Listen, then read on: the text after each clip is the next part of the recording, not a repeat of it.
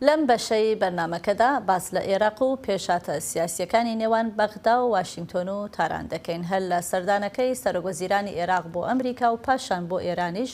تا پەیامە سیاسی ئەمنیەکانی ئەو سەردانانە و پرسی گروپە چەکدارەکان لە وڵاتە.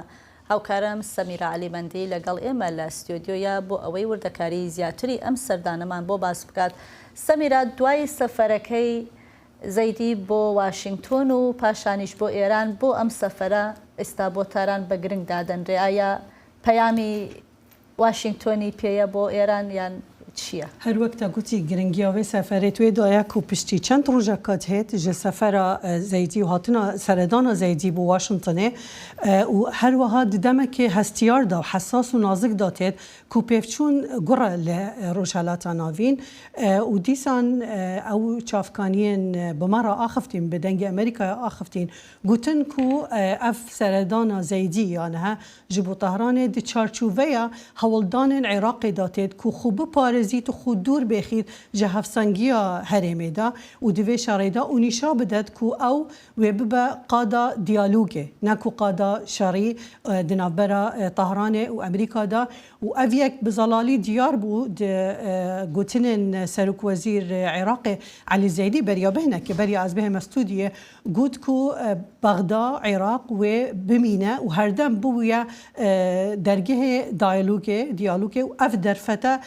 evanehe hey ji bo aramiya herêmê divê bihê bikarînan bê ku hırgiliya û زێدەتر bide derbarê vê çendê û ew babetên ew behez dike dûrî kamerayê dûrî ragehandinê ji bilî mesela enerjiyê têkeliyên navbeyna her du welatan babet û mijarên dûseyên siyasî ya herî giring her wek me gotî dûseya komên çekdar yên ku ji layê Îranê ve tên piştgirî kirin û her wiha ku paşaroja van koman wê çi bibe û hindek dibêjin ku peyamek ji سەرۆکوەزیر زەیدی پەیامێک ji serokê Emerîkî Trumpî re heye ji bo Îranê. Baş e Semîra derbarê bêçekkirina komên çekdarên Iraqê de dema ku Elî Zeydî li vir bû diyara soz da bû Emerîkayê ku wê karibe vê doseyê çareser bike. Ew niha di wê qonaxê de yanî ta çi astê dikare çareser bike û astengîl pêş wî çîne demek ku em bidin berçavan ku berpirsên Emerîkî jê daxwaza encaman kiribûn. Belê rast e ji ber ku ev babeta bêçekkirina van komên ser bi Îranê ve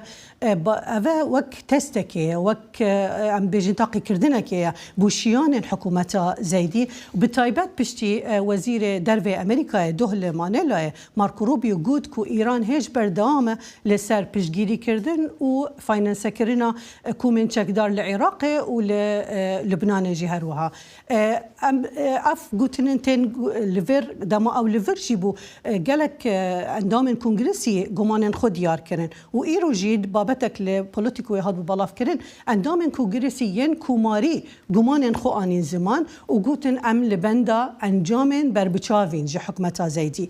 Lê heke em berexib deyne jî ku Zeydî beriya biçîta Tehranê wî duhî gelek biryarên guherînên mezin çêkirin di nav saziyên ewlehiyê de. Ev guherîne aya girêdayî mesela komên çekdar e wê rojên bihê wê çendê diyar bikin. Baş e yanî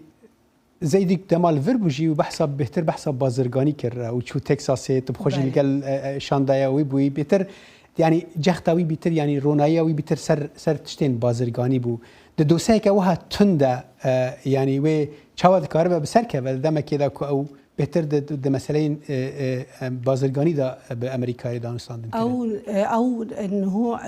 Zeydî Iraqê wek şerîkek hevparek yê stratejîk bû Emerîkayê hesab dike û piştawî bi piştgiriya Serok Trumpî germe. ji ber wê yekê ew wê berdewam bibe û pengavên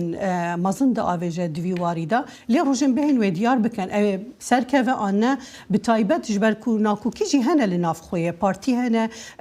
em dibêjin siyasetmedar hene dibe ew nizîkî Îranê bin pitir û naxwazin Zeydî û Iraq ew qas nizîkî Emerîkayê jî bibe. Berê gelek spas Semîra te zaniyariyên baş dan û tu tim jî vê doseyê dişopînî mala te ava.